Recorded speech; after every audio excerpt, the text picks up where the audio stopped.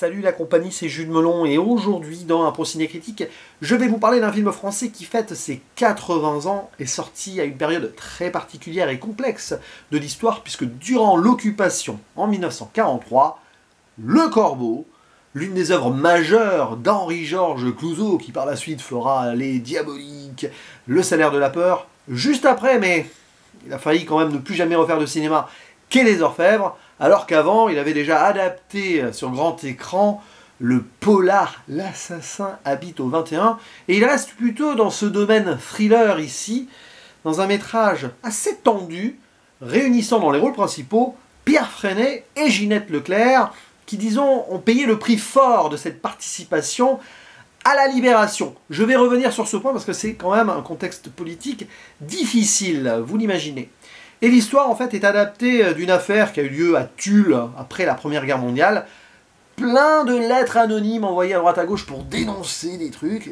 Ben là, c'est pareil. Dans un village de France, assez lambda, certains notables, donc des gens établis, que ce soit docteurs, psychiatres, etc., vont recevoir des lettres de menaces, de dénonciation, de trucs qu'ils auraient pu faire ou mal faire, attention. Et alors, une paranoïa s'installe dans cet endroit où tout le monde se connaît, et on va chercher à savoir qui est derrière ces écrits assez sulfureux et difficiles. Et donc, on va suivre ce docteur-là, joué par Pierre Freinet, qui va vouloir en savoir plus et aussi se méfier de tout le monde. En plus, il entretient une relation interdite avec l'épouse du psychiatre. Vous voyez, oui, bon. Et évidemment, ça va monter en tension comme cela, dans une forme de huis clos psychologique et même spatial dans ce petit espace rural. Voilà. Et c'est terrible, parce que forcément, les émotions s'exacerbent et Henri-Georges Clouzot maîtrise parfaitement son découpage et sa mise en scène.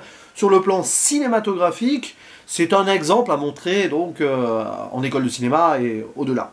Il y a quelque chose qui, même dans les transitions en fondu et tout, les gros plans certaines fois, alors surtout vers la fin sur les visages, on capte beaucoup ce qui se passe et on doute, nous, spectateurs, avec donc tous les protagonistes. Il y a ce jeu de dupes et tout, tant et si bien qu'arrivé au bout, il y a des révélations en plusieurs temps, hein, mais l'essentiel est ailleurs, c'est véritablement ici la montée psychologique qui importe, et le questionnement que nous, on peut se faire 80 ans après, sur le contexte de production de ce film. Parce que, comme beaucoup à l'époque, évidemment, en pleine occupation, celui-ci a été chapeauté par la Continentale, qui était donc une société de production nazie, et oui, dirigée par Joseph Goebbels, qui donnait les pleins pouvoirs, si on veut, à un francophile cinéphile, qui peut-être détournait un petit peu certaines idées de sa hiérarchie, il prenait quelques libertés.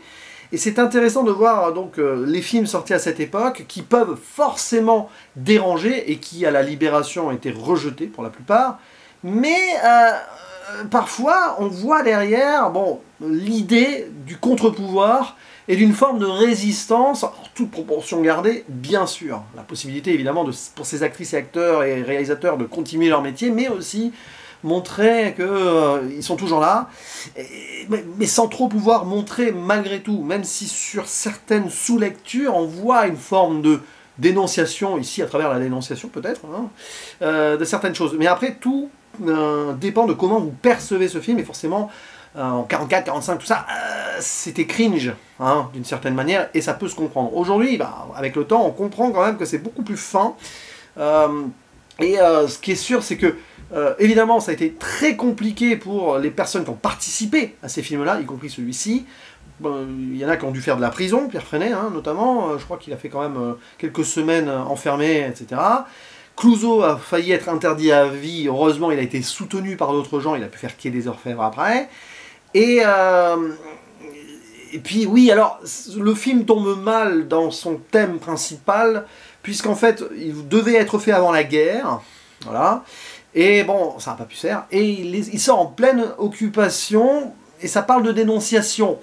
En pleine collaboration, tout ça, c'est quand même un petit peu tendu, et forcément, beaucoup de gens ont vu premier degré l'idée de attention, regardez, dans ce village français, ils sont pas bien ces Français, hein, parce que ça... Mais en fait, il faut voir ça, à mon avis, à l'envers, et justement, y voir, selon moi, vraiment, mais ça se discute et ça se débat. Vous avez le droit de ne pas être d'accord avec moi en commentaire. Justement, le fait de montrer que c'est pas bien ce qui se passe, hein, dénoncer tout ça, son voisin, etc., quoi qu'il a pu se passer, non. C'est le mal. D'ailleurs, c'est montré pour moi comme une forme enfin, je sais pas, du doigt du diable, hein, si on veut. Ces lettres qui viennent de nulle part. Des fois, on se demande s'il n'y a pas un côté surnaturel. Ça joue là-dessus, même si à la fin, il y a une révélation terre à terre. L'apparition de certaines lettres, ça paraît absolument improbable. Notamment dans une église, à un moment, ça tombe du ciel en plein sermon du prêtre. Tu as l'impression quand même que, ici, oui, le démon vient s'inviter, hein, à la fête. Et c'est un petit peu cette idée de malédiction, comme ça, de poison qui se distille. Et donc, le message est clair, hein, tous ceux qui ont dénoncé au gouvernement de Vichy beaucoup de choses, vous voyez, sont ici pointés du doigt, donc c'est clairement un film qui est à l'encontre de ce que normalement la Continentale devrait produire, mais c'est en filigrane, c'est pas frontal. Ici, grosso modo, au niveau de l'écriture, de la réalisation et tout, on joue comme enfin, ce que certains cinéastes américains faisaient pour détourner les Code Hays. Vous savez, le Hays Code, là, vous avez de la censure et tout, on ne peut pas montrer certaines scènes dénudées, de trop de violence, mais parfois avec le hors-champ ou la suggestion, on fait les choses. Et ici, c'est ça aussi. Et même si je trouve que c'est même plus frontal que ce que ça aurait dû être, et ça m'étonne que la Continentale ait laissé passer certaines choses, mais bon, ça a dû être vendu à la maison mère, si on veut, comme regardez, oh là là, ces Français, ils sont pas bien, hein, ils sont immoraux et tout, donc hein, nous qui sommes là, on va pouvoir un peu les rééduquer. Peut-être que ça a été présenté comme ça pour détourner le propos. Bon. En tout cas, ce qui est sûr, c'est que c'est extraordinaire sur le plan formel et sur le plan aussi de l'acting. À la fin, il y a des choses qui se révèlent et qui sont, on va dire, qui font mal, pardon, qui sont bien faites, mais font mal. Et il y a ce build-up qui fait que quand vous arrivez au bout, même si les réponses peuvent paraître... Bah, on va pas chercher à comprendre, tiens, particulièrement, est-ce qu'elle aurait pu ou il aurait pu faire ça, vous voyez ? C'est pas ça le plus important. C'est qu'on voit que le mal est là de toute façon, et au-delà même donc de la dénonciation, le mal humain au sens large aussi, qui est trituré ici. Parce que oui, bon, c'est du contexte 1943, mais le docteur, par exemple, au début, il est accusé d'avortement.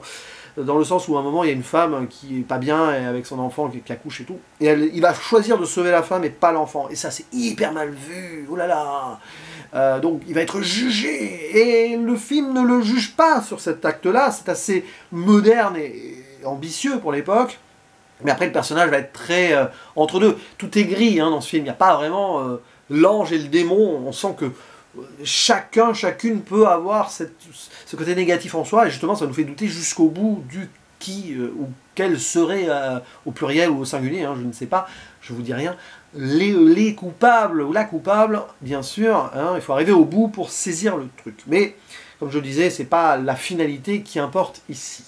Donc, voilà, transition en fondu, le cadre aussi, évidemment, est très important, que ce soit le cadre spatial ou le choix de plan de la caméra, hein, et c'est étouffant, mais aussi on a cette vie de village, comme ça, qui nous est montrée, donc c'est assez pittoresque par moment, mais c'est 1943, et le film, quand même, est, je pense, d'une certaine manière en avance sur son temps, et en contradiction avec la politique de l'époque subie.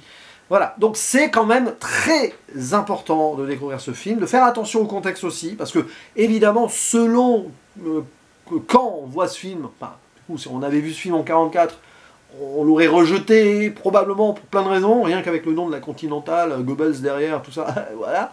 Mais avec le recul, on voit les risques qui ont été pris quand même, parce que ils le savaient que ça allait être forcément un jour mal perçu, ils espéraient très certainement, évidemment, que la France allait être libérée bientôt, hein. Et voilà, Pierre Freinet, Ginette Leclerc, Clouzot, tout ça, ils ont failli ne plus jamais rien faire derrière. Mais heureusement, ils ont été soutenus a posteriori. Voilà, comme quoi, là, hein, peut être un beau contre-pouvoir aussi, même si parfois ça peut être risqué ou on ne sait pas trop vraiment avec certitude. Hein, l'idée de dénoncer et de, si on veut résister d'une certaine façon, cinématographiquement parlant. N'hésitez pas à dire en commentaire ce que vous pensez donc, du Corbeau, que j'ai revu, hein, parce que je l'avais déjà vu avant, avec plaisir, un peu à la hausse même en soi, mais bon voilà. Et on en discute, on en débat ensemble ci-dessous. Je vous dis à la prochaine, ciao.